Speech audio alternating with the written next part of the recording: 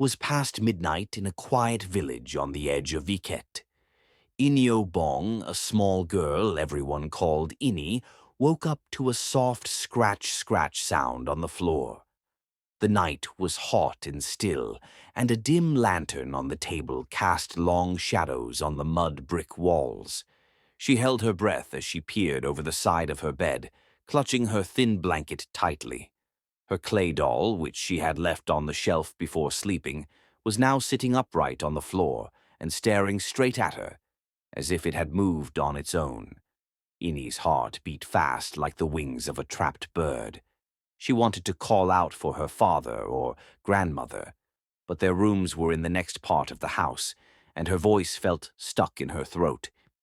The only sound she heard was the distant chirp of crickets and the hoo-hoo of an owl outside. In her village, people said an owl's call at midnight was a warning of something bad. She pulled the blanket over her head, shaking and wondering if the doll was still watching her from the darkness. Welcome to Royal Beat Tales, a home of interesting educative stories. By morning, the world felt safe again under the bright sun. Roosters crowed from the neighbor's yard, and the smell of wood smoke and boiling yam porridge came from the kitchen hut.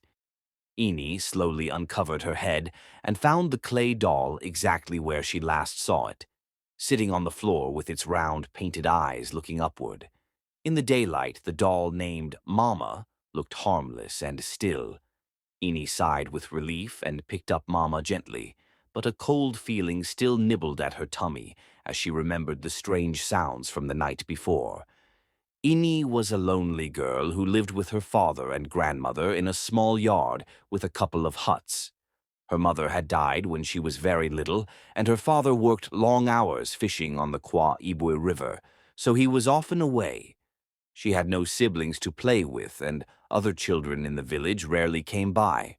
One market day, her father saw how Ini quietly hugged herself, while other kids ran around, and his heart ached. He found a potter in the market, selling beautiful clay dolls and pottery. There was one doll that was molded perfectly with a kind face and big glassy beads for eyes. Ini's father bought it for her, and she was so happy that she hugged it tight. She named the doll Mama because holding it made her feel safe, like a mother's warm hug.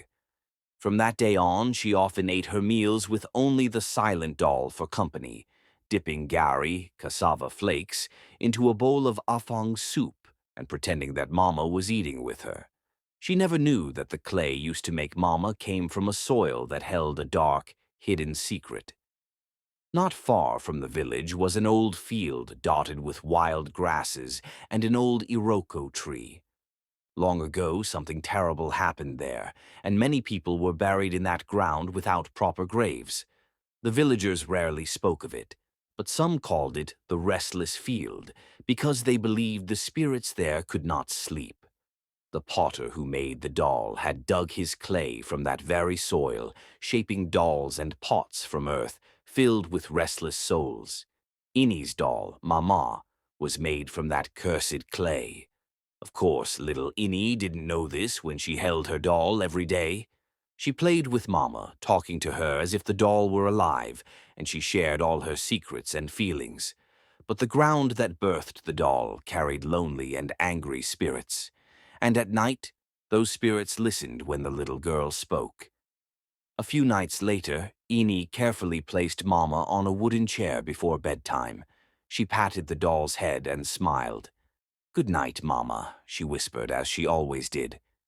That night the moon was full, shining white light through the gaps in the wooden window shutters. Ini drifted to sleep to the distant sounds of drums from another compound where villagers were celebrating a festival. At some late hour, when the drums had faded and even the wind was quiet, a clatter woke her up. Ini sat up in bed, her heart thumping. The chair where Mama had been sitting was empty. She squinted in the pale moonlight and saw Mama the doll standing near the doorway of her room. The doll's head was tilted to one side, as if it had been caught in the middle of creeping towards her, and Ini felt frozen in fear at the sight. Ini rubbed her eyes in disbelief. "Dolls cannot walk by themselves," she thought. Maybe she was dreaming. She shut her eyes tight and opened them again, hoping Mama would be back on the chair.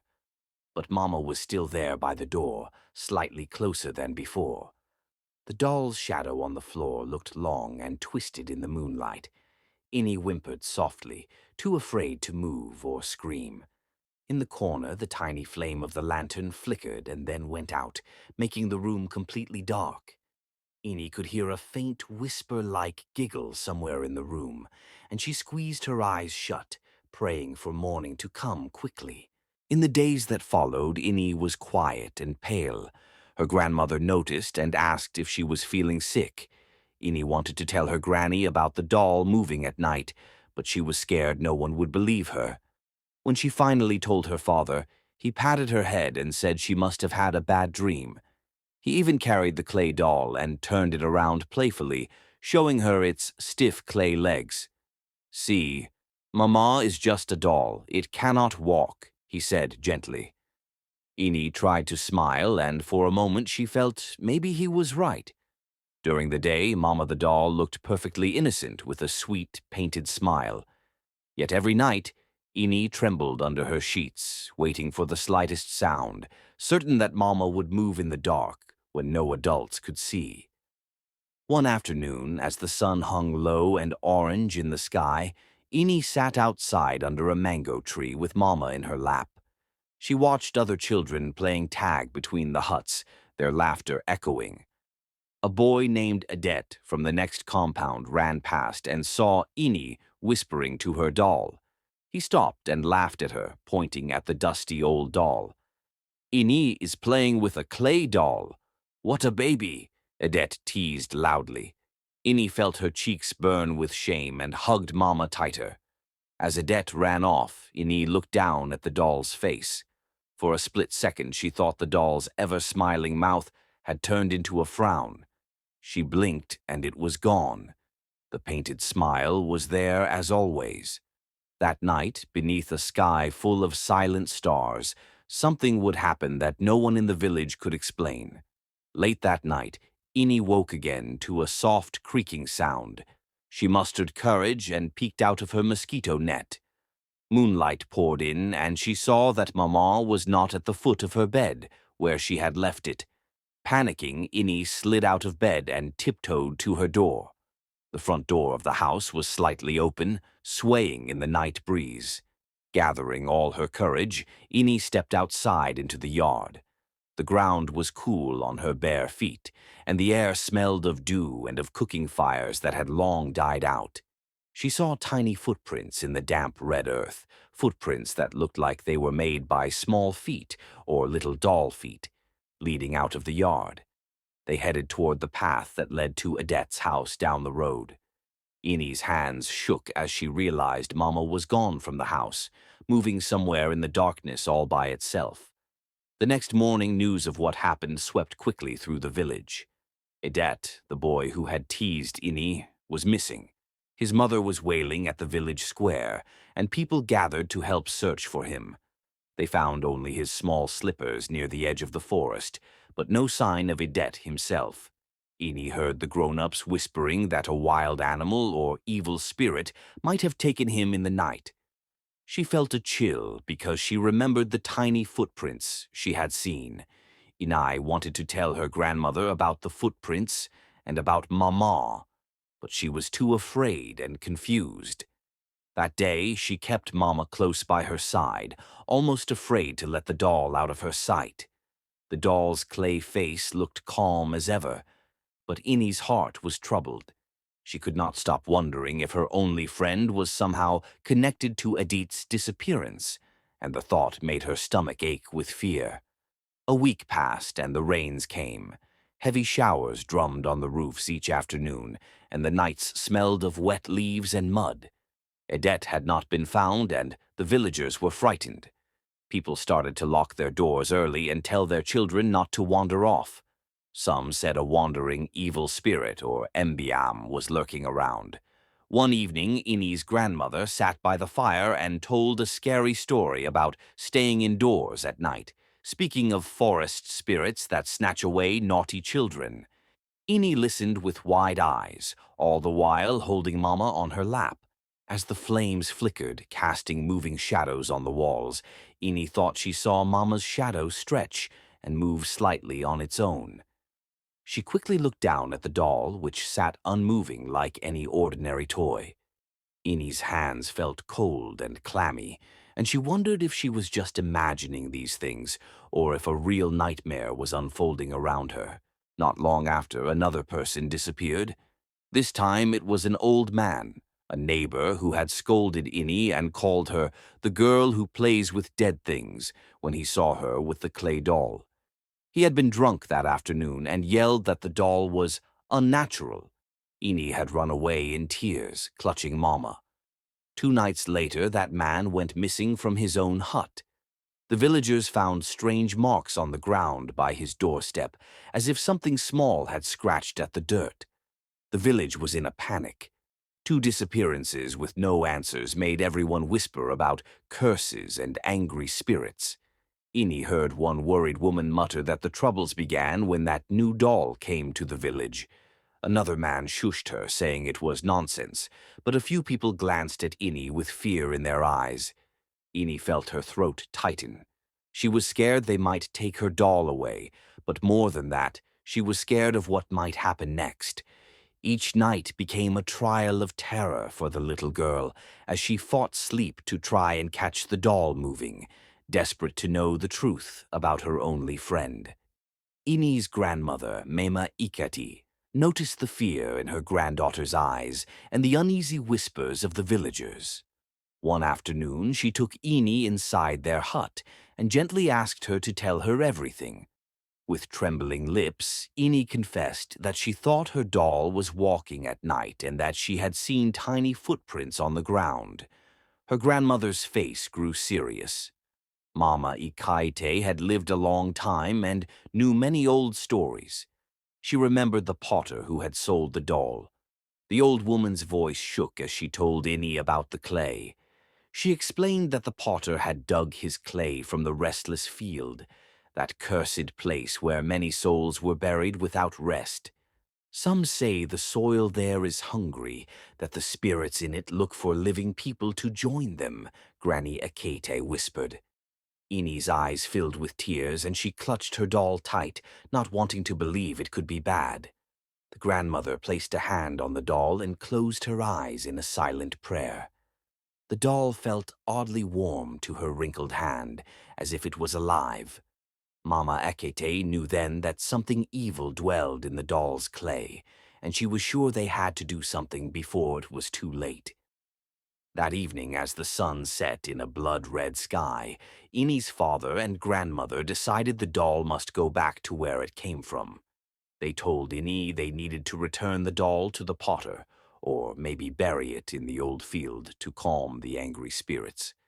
Ini cried and begged them not to take her only friend away. She felt a deep bond with Mama the doll and couldn't understand why Mama would ever hurt anyone. Tears rolled down her cheeks as she watched her father carry the doll out of her arms. They planned to set out early the next morning to the restless field with the clay doll. That night, without Mama by her side, Ini felt more alone than ever. Her chest hurt with sadness, and she cried herself to sleep in her grandmother's arms. None of them noticed that sometime in the deep of night, the clay doll was no longer where Ini's father had locked it away, and a faint trail of tiny, muddy footprints led out of the house once again. Ini woke to the sound of slow, soft singing. It was a lullaby in a language she had heard her mother sing long ago when she was a baby. The voice was gentle but echoed strangely in the dark.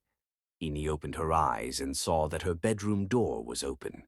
Silver moonlight streamed in, and there, in the center of the room, stood Mama the doll. The doll's head was tilted and its glassy eyes seemed to shine. The lullaby was coming from the doll, yet the doll's mouth did not move. Ini felt tears on her face. The song was the same one her own Mama used to sing. Slowly, almost as if in a dream, Ini stood up. The doll turned and walked out the door on its stiff clay legs, still humming the soft song. Ini felt a strong urge to follow. Barefoot and shaking, she trailed behind the doll into the night. The village was silent as the little girl and the tiny clay figure slipped away, heading towards the dark path that led to the restless field. The night was cool and the moon was high, lighting the way through the tall grasses. Ini walked as if in a dream, the lullaby pulling her closer and closer to the field where the old Iroko tree stood guarding the forgotten graves. When they reached the center of the field, the doll finally stopped. Ini snapped out of her daze and looked around, confused and scared. The air felt heavy, and the rustling of leaves sounded like whispers all around. She could see faint shapes in the dark, as if shadows of people stood among the trees. Her heart pounded and she wanted to run, but her feet felt rooted to the spot. The doll called Mama slowly turned to face Ini. Its painted eyes seemed to weep muddy tears, and from its tiny mouth came a sigh. A sudden wind picked up, whipping the tall grass and making the branches of the Iroko tree groan. Ini heard voices in the wind, crying, angry voices of many spirits. They swirled around the little girl and the doll. Ini hugged herself, shivering not from cold, but from the sadness and anger she felt in the air. She understood she was surrounded by the restless dead, and they did not want to let her go. Just as the shadows inched closer to Ini, her grandmother and father arrived. They had woken up to find Ini missing and followed the trail of footprints. Her father shouted her name, breaking the night's spell for a moment.